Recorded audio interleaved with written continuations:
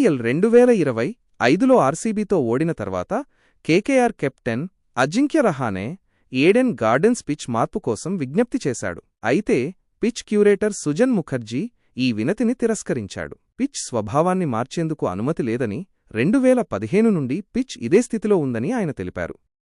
IPL 2025లో భాగంగా అన్ని teams ఒక్కో మ్యాచ్ ఆడేశాయి. అయితే ఈ 18వ ఐపీఎల్ సీజన్ ఆరంభ మ్యాచ్లో defending champion Kolkata night riders జట్టు హ్యూజ్ ఫ్యాన్ బేస్ ఉన్న రాయల్ ఛాలెంజర్స్ బెంగుళూరుతో తలపడింది.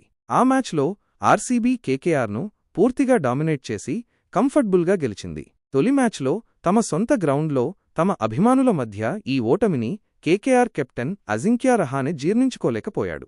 ఈ క్రమంలోనే తర్వాతి మ్యాచ్లో ఎలాగైనా గెలవాలనే కసితో తన వద్ద ఉన్న అన్ని అవకాశాలు వాడుకోవాలని డిసైడ్ అయ్యాడు.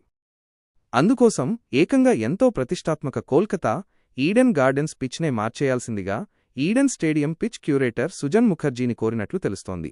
అయితే ఈ విషయంలో క్యూరేటర్ ముఖర్జీ చాలా వైల్డ్గా రియాక్ట్ అయ్యారు. తాను క్యూరేటర్గా ఉన్నంతవరకు ఈడెన్ పిచ్ మారదంటూ స్పష్టం చేశారు. కేకేఆర్ కెప్టెన్ అజింక్య రహానే చేసిన రిక్వెస్ట్ను ఆయన ఒప్పుకోలేదు. ఆర్సీబీతో మ్యాచ్ ఓడిపోయిన తర్వాత రహానే మాట్లాడుతూ పిచ్ స్పిన్కు అనుకూలిస్తుందని అనుకున్నాం, కానీ 2 రోజులుగా పిచ్ను పట్టాలతో కప్పి ఉంచారంటూ పరోక్షంగా పిచ్ క్యూరేటర్పై రహానే విమర్శలు చేశాడు. దీనిపై క్యూరేటర్ స్పందిస్తూ ఎన్నో ఏళ్లుగా ఈడెన్ పిచ్ ఇలాగే ఉంది, ఇది నాది సహన నైజం, ఇక్కడ ఇష్టం వచ్చినట్లు పిచ్ను మార్చి దాన్ని స్వభావాన్ని నేను దెబ్బతీయలేను అంటూ ముఖర్జీ వెల్లడించారు.